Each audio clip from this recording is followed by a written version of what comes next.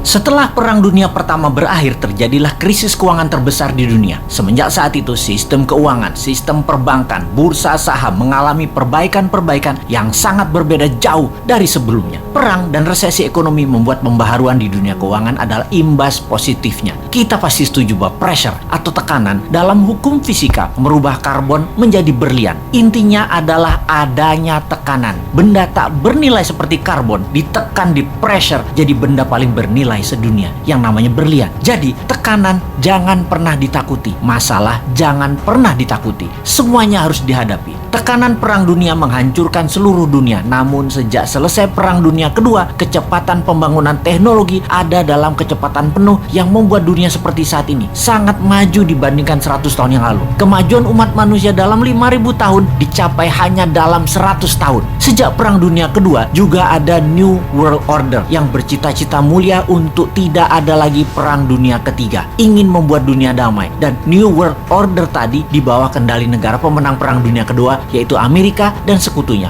Lalu sejak tahun 2013 dunia punya penantang baru, penantang New World Order, namanya Tiongkok. Selama 300 tahunan Tiongkok menguasai perdagangan. Tiongkok kemudian dikerjain sama Eropa di awal abad 20, dihajar Jepang, sehingga dalam 200 terakhir penjajahan Eropa membawa kemunduran bagi Tiongkok. Deng Xiaoping kemudian punya ambisi besar, yaitu rebut kembali perdagangan dunia di bawah kendali Tiongkok. Dan kemudian faktanya adalah dalam 40 tahun, sejak tahun 1989 hingga saat ini, Tiongkok membuktikan telah menjadi negara perdagangan nomor 1 di dunia lagi. Menjadi negara kedua terkaya di bawah Amerika. Dan di tahun 2013, Tiongkok mulai ekspansi ekonominya. Strategi mencaplok ekonomi itu namanya BRI atau Belt Road Initiative, atau juga dikenal dengan nama lain, OBOR, One Belt One Road. Dunia diikat atau di belt menjadi satu, semuanya ke arah Beijing. Negara di bawah Tiongkok diperlakukan seperti provinsinya Tiongkok, sampai menggunakan yuan mata uangnya. Banyak negara Afrika, Asia, Amerika Latin yang mulai dikendalikannya. Memang ekonominya negara tersebut terlihat maju, tetapi hanya fisiknya saja yang maju, yaitu gedung, jalanan, namun kedaulatannya terambil, terutama uangnya. Sungguh, darahnya ekonomi adalah uang, dan uangnya itu harus pakai yuan. Di tahun 2016, seorang Sontoloyo yang namanya Trump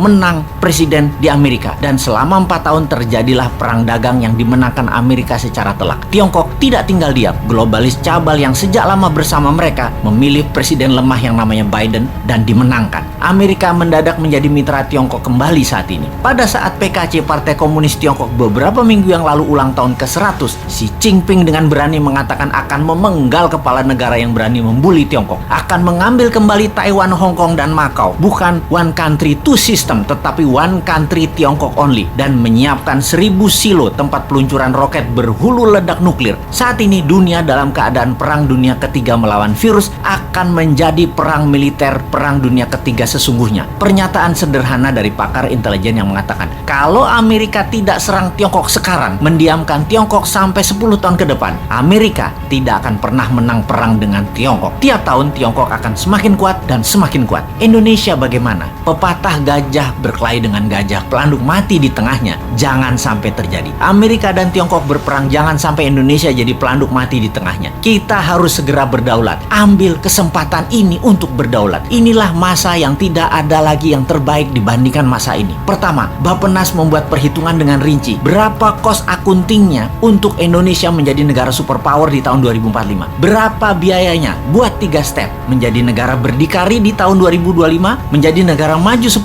tahun kemudian dengan dasa chip hingga tahun 2035, dan menjadi negara superpower di tahun 2045. Step pertama adalah menjadikan Indonesia negara berdikari, mampu berdiri di atas kaki sendiri hingga tahun 2025. Memerlukan uang katakanlah 6.000 triliun, yang 50%-nya untuk UKM ekspor dan ketahanan pangan. Sisanya untuk kesehatan dan sarana tempat tinggal serta jalanan distribusi. Kita printing rupiah biru, rupiah baru yang masa berlakunya 10 tahun. Dalam 6 bulan ini sampai akhir tahun 2021, hitung rinci dan gelontorkan mulai awal tahun 2022 dengan kecepatan penuh dan secepatnya kepada UKM-UKM. Lihat hasilnya bagaimana strategi New Mind ini akan menghasilkan karya, yaitu Indonesia negara superpower.